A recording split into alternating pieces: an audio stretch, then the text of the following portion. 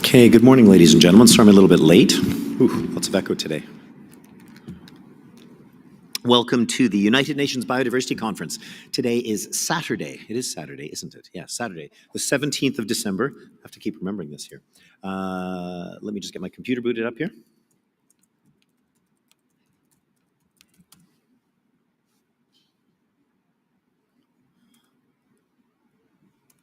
Great. So here we are on the last day of the meeting. So welcome to snowy Montreal. You notice it's a whole transformation outside from before. Delegates will need to trudge their way through the heavy, wet snow this morning to get to their sessions. The high-level segment comes to an end today. Statements were heard until late last night. The final session opens at 10 a.m. this morning, and it will go for about an hour as well. But just noting that over the day, ministers will be engaged in bilateral and multilateral discussions over the day to seek further consultation and consensus on the decisions at the meeting. I also want to let you know that we will have an important plenary session this morning at 11 a.m., and the ministers will be present for that as well. So you will have access to that area there. Let me report on the activities that took place in working group number 1. Under working group number 1, we had a contact group on agenda item 12B on the financial mechanism. Again, it was co-chaired by Greg Filiak and Laura Bermudez of Colombia. The group approved nearly all of the preambular and operative paragraphs that were heavily bracketed at the previous meeting of the SBI, so they made a great deal of progress. Paragraph number 1, though, still has brackets regarding, quote, calls for all member countries to the Global Environment Facility to ratify or adhere to the Convention on Biological Diversity. And then the delegates are looking to find a more appropriate place to insert this particular call. There are some brackets still in paragraph 8 of this decision, and that's linked to the ongoing negotiations relating to resource mobilization. The group continued to consider the annex to this decision, and most of the brackets were cleared in the first 11 paragraphs out of the 18. The remaining brackets are linked to the ongoing negotiations in the other contact groups, and particularly on this question of ecosystem-based approaches versus nature-based solutions. There was also a contact group on agenda item 14, planning, monitoring, and reporting. And that was co-chaired by Gillian Guthrie and Andrew Stott of the United Kingdom. Gillian Guthrie is of Jamaica, pardon me. So they met yesterday morning all the way through to the afternoon. The contact group went through the entire document and they resolved the outstanding brackets, including on paragraph 1 with links to section J. On the draft decision text, the contact group lifted most of the brackets and reached agreement on Annex 2 and most of the first annex. The brackets that remain relate to the timing of submissions, to national biodiversity strategies and action plans, which means the revision of the national biodiversity strategies and action plans after the global review, and also the adoption of the draft national reporting template. So that's making great progress. It's determined that another contact group session is not necessary, as the issues remaining in this mostly relate to resource mobilization. So we can say on this question of planning, monitoring, and review, we're doing very well. We've advanced quite a bit. With regard to agenda item 9B, which is the monitoring framework for the Global Biodiversity Framework, we also have good news that the text of this decision is clean. Its annexes are clean, and the Friends of a Chair has agreed on the list of headline indicators. A few brackets that remain in the list of headline indicators relate to text in the Global Biodiversity Framework on resource mobilization, but it is expected that these brackets will be resolved when the other decisions are finalized. So this is very important. The monitoring framework is a key element of the new Global Biodiversity Framework, and the fact that it has moved forward is indeed extremely positive as well. The contact group on agenda item 9A, the post-2020 Global Biodiversity Framework. So it met in the afternoon from 3 p.m. to 6 p.m. and then it met from 8 p.m. to 2 a.m. yesterday as well. They were mandated to go through the entire framework session, focusing on resolving bracketed text.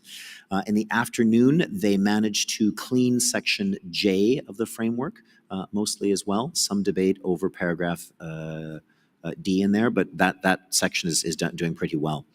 Section I saw some of the paragraphs moved around and it's added to section B bis.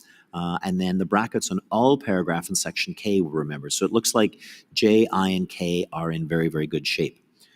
Now in the evening session, this is where I think things got a little more challenging for the group. They had an informal group on target 16. They reported that after the 3 different meetings they have had, they could not reach consensus. So there are 2 alternative options. Just to remind you, Target 16 is about the question of consumption and overconsumption. So there is a compromise between ensure sustainable consumption patterns. That's a compromise suggested to solve the split between parties on the issue of overconsumption. That target is not looked at yet. The informal group that dealt with Target 17, this is the target on biotechnology, reported they could not reach an agreement, but they suggested that they should use text that references Articles 8G and 19 of the Convention that deal with questions of biotechnology. So it looks like the new target is going to be aiming to implement Articles 8G and 19 of the Convention instead, so pay attention to that as well.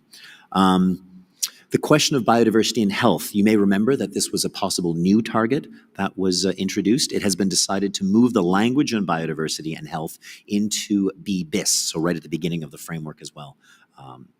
Target 13, parties haven't really resolved that. That remains heavily bracketed. Goal C, new text was added, which was objected to by several parties, and discussion was also had on Goal B. I think it's safe to say that not a great deal more progress was advanced on that. Maybe before I go to the other contact groups, just letting you know, I've been informed that there will be another non-paper on the Global Biodiversity Framework released over the course of the morning. It's being discussed and clearanced, so somewhere along the line, you should see that on the website.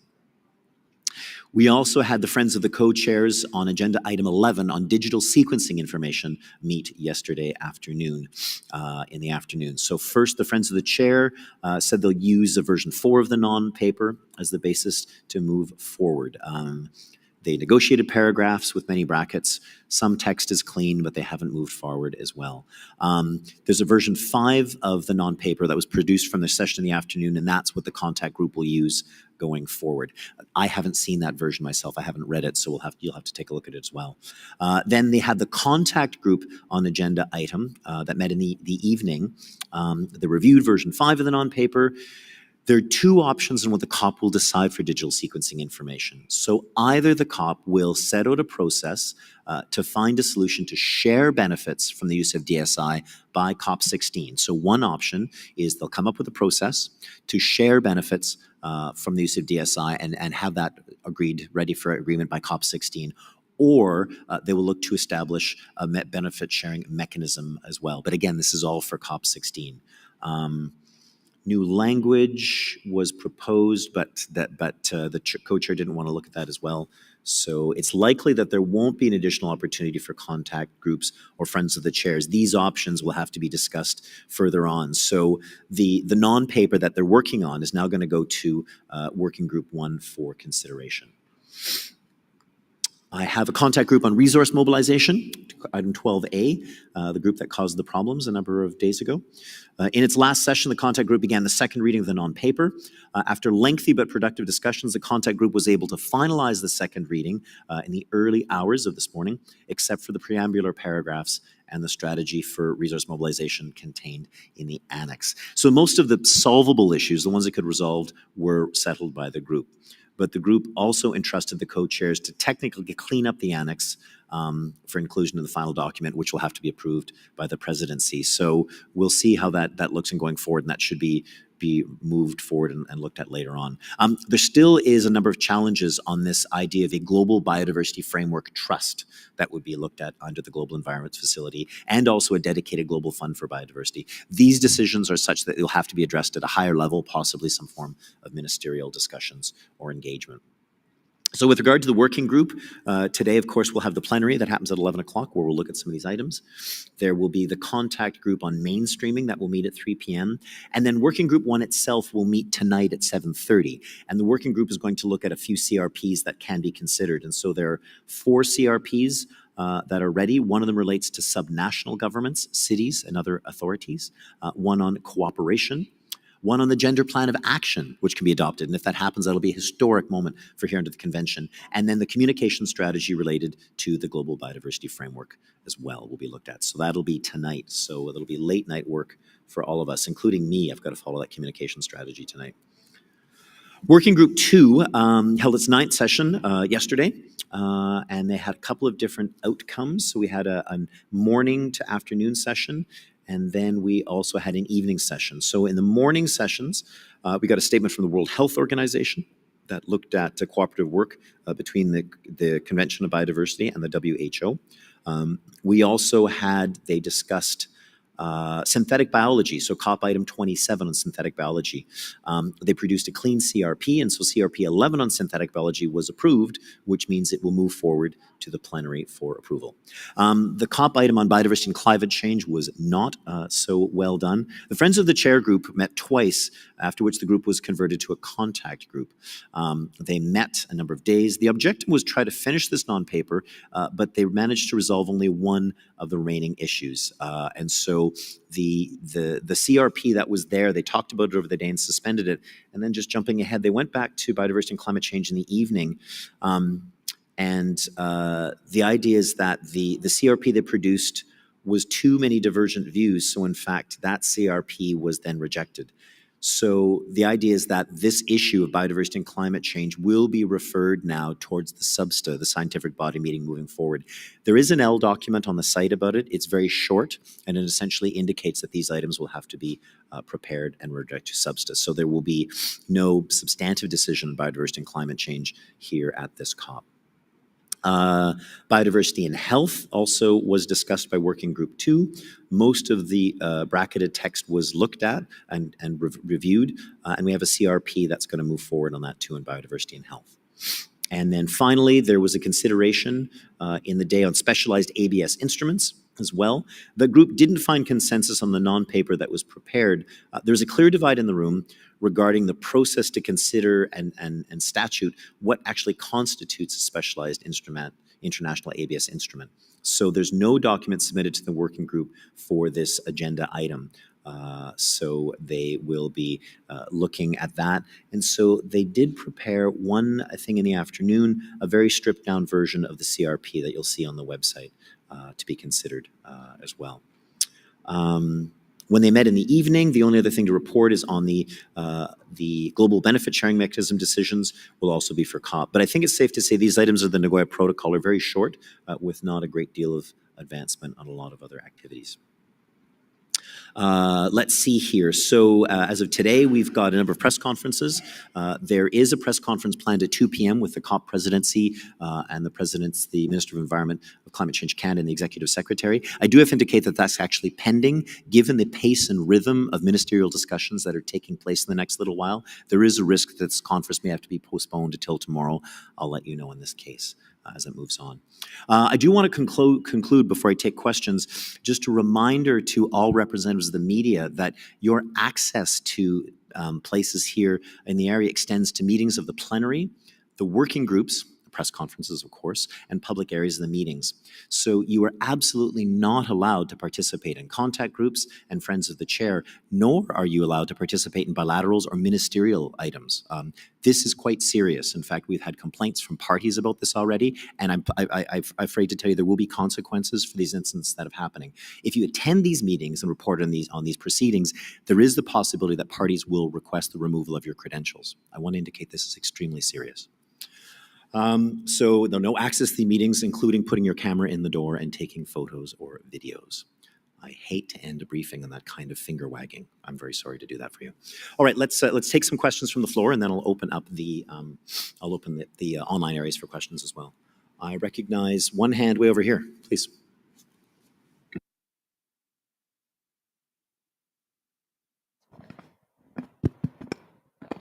Hi, Eric Roston from Bloomberg. Are you able to speak to what the sticking points are on the dispute on the biodiversity climate change item? One part of it is on the question of nature-based solutions versus ecosystem-based approaches for it. There's other question on also bioenergy, which is the usefulness of bioenergy or the possible consequences of bioenergy on biodiversity. Of course, bioenergy is where we'll be using biofuels, growing crops to produce fuels as well, which has a potential impact on the question of biodiversity in that case. So those are some of the main issues that could not be resolved here and will have to be looked at because some of it involves questions of the scientific research that underpins all of these. Thanks.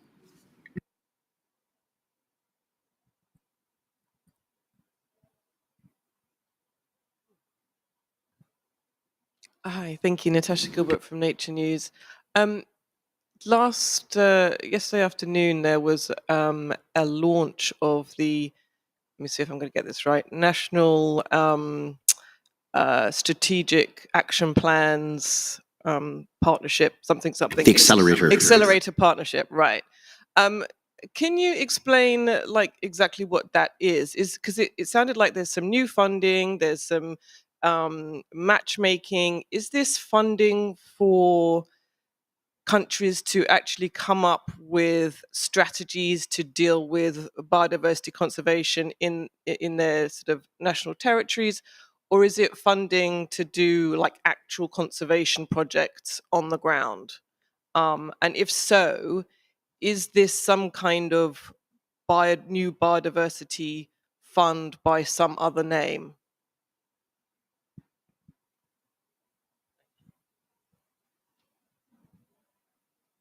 So the Accelerator Partnership deals really specifically with national biodiversity strategies and action plans. And in that regard, it is a way to support implementation of the convention. So for all countries, the basis for any policy they do, including implementation of the Global Biodiversity Framework, will and should be from the basis of their NBSAPs, if I can go to the acronym. So what this does is this provides funding to help countries accelerate and move forward on an NBSAP process. Now, an NBSAP process, if done properly, is quite an extensive process. It involves strategy doing across whole of government, involves strategy linking with a lot of other sectors and actors. So this is a way to move forward on those extensive consultations that are required to make a very effective NBSAP and make sure that that's planned. My understanding of the program is that it doesn't fund the actual programs that result from the NBSAP, but it allows for the planning process. This is not a trivial thing, however.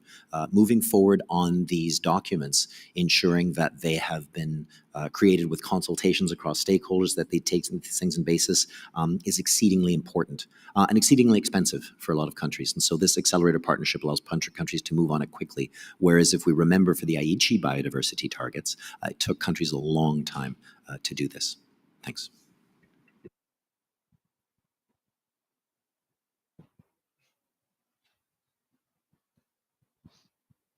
This is Ida from Kyoto News. I have two questions. First one is monitoring framework just you referred. Do you find any difference or progress compared to the Aichi one? And my second question is how often can parties can have a chance to reporting back from in main ministerial consultation? Like today's gonna be today's plenary will be some kind of report about how often parties can have a chance like that. So with regard to the monitoring framework, I think I made a few comments yesterday, but we've seen it through the process. The monitoring framework for the Global Biodiversity Framework is a considerable advancement from what we did under the Aichi biodiversity targets. So first of all, this framework has had all the headline indicators and matters discussed in advance and prepared. The ad hoc technical expert group, which will work to further operationalize those, is ready to move right away after COP15. So in fact, the framework is more robust. The relationship between global indicators and what should be created at the national level is going to be more nuanced, and indeed things will happen a lot faster. So this is one of the lessons learned from the shortcomings with the Aichi biodiversity targets, and I think this really corrects a lot of these issues. And it's fabulous that here we are coming close, and they've already agreed on that, even though other parts of the framework are not yet ready. With regard to the consultations from the parties, we'll have this plenary today where they'll report back on what's going on, and we'll have the ministers in the plenary in some cases. For example, in the Bureau meeting, there was some discussion of how we should adjust the usual order for statements and comments so we could accommodate the ministers.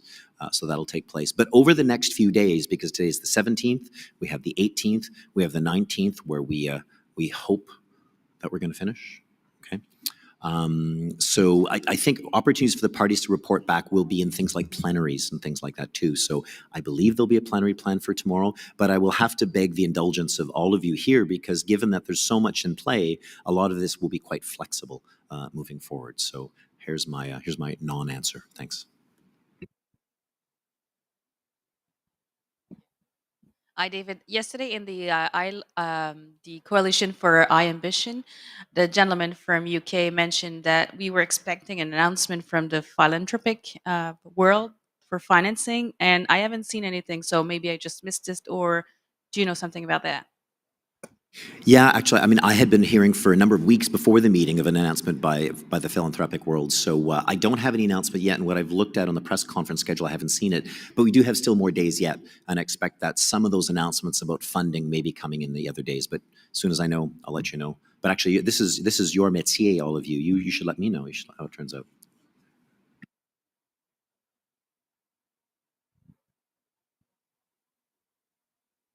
Do you have any updates on the issue over mandatory reporting for businesses? That continues to be one of the divisions within that question of Target 15. As I talked about yesterday, is there is one group that is seeking to have mandatory reporting of businesses. In fact, I think the Business for Nature group, in fact, had really pushed for that in a lot of early communications, but not all have indicated the need for mandatory. So that's still an outstanding issue. Thanks. Okay, everybody. So thank you very, very much. So stay tuned. I mean, I invite you to see the ministerial area and the stock taking. And I will have to keep you briefed on this 2 p.m. press conference because it is exceedingly busy behind the scenes for all of the 3 people who are supposed to be participating in that conference. So everybody have a great day. Thanks very much. I'm going to say, is the representative of Folia de Sao Paulo in the room? No? Okay. Thanks very much.